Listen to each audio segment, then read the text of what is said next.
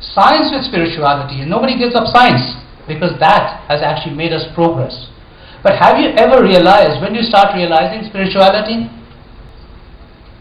a lot of patients come to me and say, but ये मुझे क्यों हुआ? कल तक तो मैं ठीक था, but ये आज मुझे ये तकलीफ क्यों हुई? या मुझे हार्ट अटैक हो गया, या मुझे कैंसर हो गया. And you have come across numerous of such individuals, in dear and near ones, who may have developed cancer, and yesterday they were fine, but why was he who developed the cancer?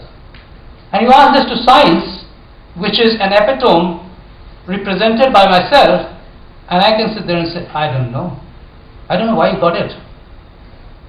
I can do the same angioplasty techniques again and again, and 1 in 100 will suddenly collapse on my table, or 2 in 100, and hopefully not, but can collapse on my table and suddenly die. And I say, why did it happen to him? I did absolutely everything right.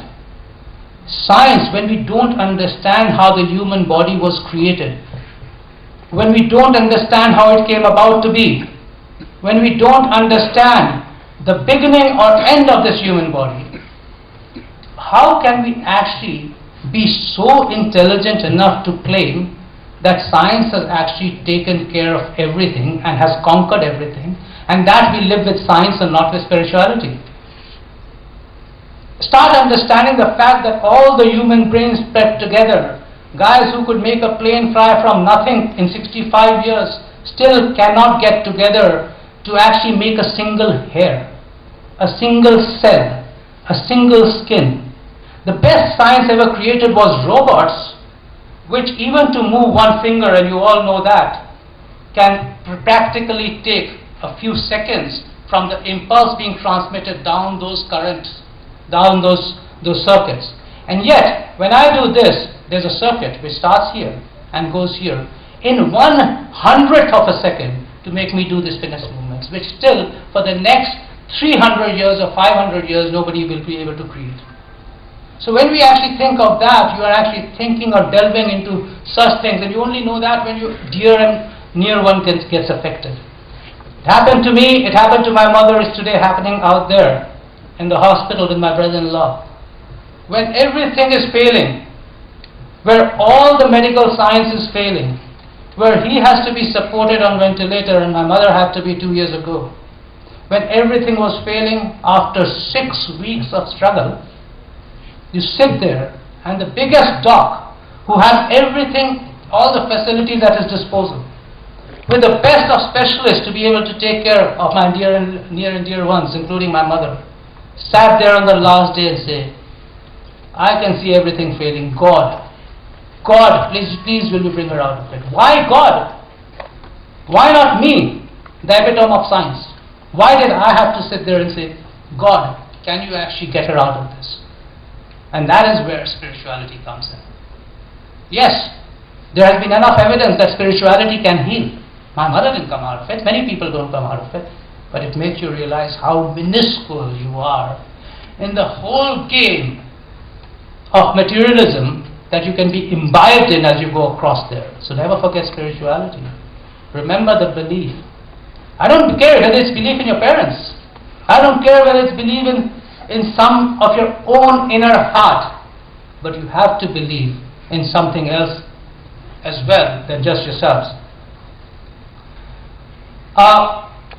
I talk about this from a number of manner, but I also believe one simple fact that science and spirituality are here together for the 21st century. As we move ahead, it's science. It's science which actually makes you live on this earth, but it's spirituality and science combined together which will make you live in this world. And that's a very important aspect for you to take into the 21st century. Combine yourselves together with science and spirituality. Combine your mind and your expertise and your passion with spirituality, and takes you much further ahead. I don't want to talk to you any more about all this. I just wanted to give you what my heart tells you to talk to you about. I could actually come here and talk about management another day. And I think I can give you some real pearls of wisdom about management. But I won't do that today. Perhaps leave it for another day, because it actually gives me the joy of coming again to you all, of talking to you all, of actually giving you a sermon for some other reason.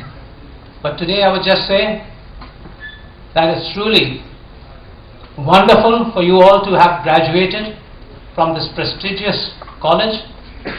In fact, I actually partake in the joy and happiness, your family's happiness, your near and dear ones' happiness. Remember as you go out there that your college, IILM, is only as good as the alumni it produces. You're out there as you go out to be sure that you actually do such things in life which not just make you and your family proud, but makes your college proud. You're out there, I know, your first thing you'll do as you go out there is have fun. Do have fun in your life. Enjoy life. But remember to differentiate it from happiness. Fun is an external influence. You can have fun for 5 hours and you can be sad for the remaining 18 hours. But happiness is something which happens within. You don't have to have fun to have happiness. So go out there. There's a whole life waiting for you ahead.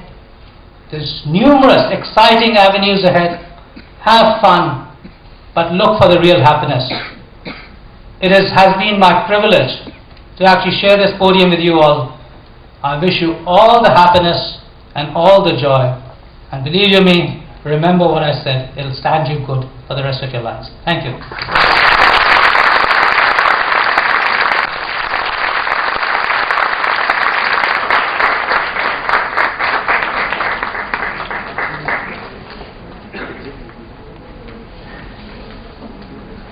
Thank you so much for your inspirational and insightful speech. I'm sure all of us here will be able to inculcate these valuable thoughts in our life. Sir, do I have your permission to declare the convocation closed? I declare the convocation closed.